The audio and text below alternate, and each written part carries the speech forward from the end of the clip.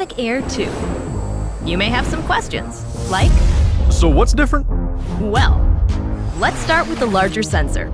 There's a lot more pixels, 48 megapixels to be exact, which means you can do this.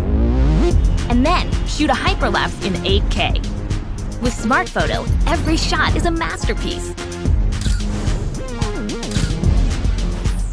Yeah, but photos aren't really my thing. Don't worry, we've got you covered. It also does 4K 60p video. You can also slow things down. Way-do. And yes, there's HDR video.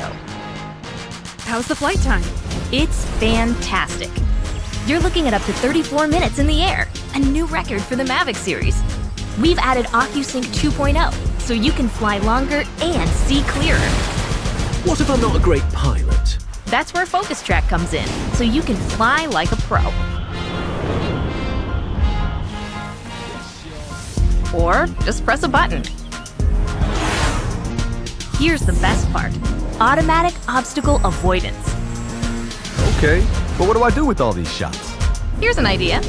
Use the DJI Fly app to edit and share your moments with just a tap. So, what's different? A whole lot.